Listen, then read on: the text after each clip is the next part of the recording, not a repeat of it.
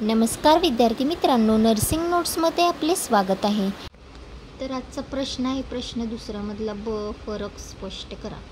तर पहिला प्रश्न आहे खऱ्या प्रसव वेदना व खोट्या प्रसव वेदना। तर हा प्रश्न गेल्या पेपरमध्ये सॉल्व केला आहे आपण 6 जुलै 2009च्या। तर ते तुम्ही पाहू शकता। आणि दुसरा प्रश्न आहे प्लॅसेंटा प्रिविया व ॲब्रॉप्शिओ प्लॅसेंटा। हा पण प्रश्न मी एका व्हिडिओमध्ये सॉल्व करून दिलेला आहे, तर ते तुम्ही बघू शकता। प्रश्न तिसरा आहे कपूट सॅक्सिडियम व सिफॅल हेमॅटोमा। तर हा प्रश्न काय सॉल्व नाही केला, तर बघूया आपण कपूट सॅक्सिडियम आणि सिफॅल हेमॅटोमा मधला फरक।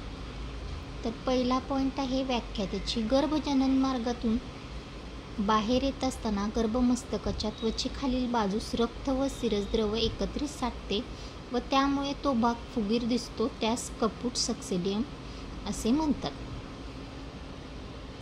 आणि सिफॅलोहेमॅटोमा यामध्ये गर्भमस्तकाची हाडे व त्यावर असणारे पेरिस्टियमचे आवरण याच्यामुळे रक्तस्राव होऊन तो त्या ठिकाणी साठून राहतो व त्यामुळे सूज येते, त्यास सिफॅलोहेमॅटोमा असे म्हणतात। म्हणजे ज्यावेळेस गर्भजनन मार्गातून बाहेर होतो म्हणजे डिलिव्हरीच्या वेळेस, तर काही वेळेस काय होतं, तर या गर्भाच्या मस्तकाला सूज येते, काहीतरी इंजुरी होते। तर ती सूज म्हणजेच काय कपूट सॅक्सिडियम असू शकते किंवा सिफॅलोहेमॅटोमा असू शकतो। दुसरा पॉईंट आहे कपूट हे बाळ जन्मल्याबरोबर दिसते। याचा दुसरा पॉईंट आहे बाळ जन्मल्यानंतर 12 ते 24 तासांनी दिसते। सिफॅलोहेमॅटोमा बाळ जन्मल्यानंतर 12 ते 24 तासांनी दिसते आणि कपूट हे लगेच बाळ जन्मल्याबरोबर दिसते। तिसरा पॉईंट आहे कपूट हे नेहमी एकाच बाजूला दिसते। तर सिफॅलोहेमॅटोमाची सूज ही एका बाजूला अगर दोन्ही बाजूला असते। चौथा पॉईंट आहे सुजेवर दाबून पाहिल्यास खड्डा पडतो, सुजेवर दाब दिल्यास खड्डा पडत नाही। पाचवा पॉईंट आहे याला सुचर्सची मर्यादा नसते, सुचर्स ओलांडून कपूट पुढेपर्यंत पसरते। याचा पॉईंट आहे याला सुचर्सची मर्यादा असते आणि ती सुचर्स ओलांडून पुढे जात नाही। सहावा पॉईंट आहे कपूट हळूहळू कमी होते, साधारणपणे 1 ते 2 दिवसात ते नाहीसे होते।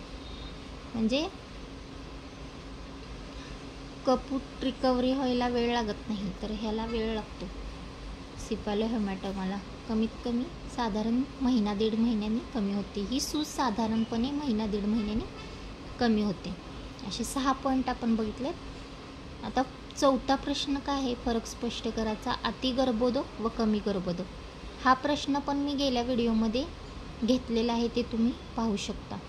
तर अशा प्रकारे प्रश्न दुसरा आज आपला कंप्लीट झालेला आहे। तर यापुढील प्रश्न मी पुढच्या व्हिडिओमध्ये लवकरात लवकर तुमच्यासाठी घेऊन येणार आहे। तोपर्यंत माझ्या चॅनलला सबस्क्राईब, व्हिडिओला लाईक, शेअर, कमेंट करायला विसरू नका। थँक्यू।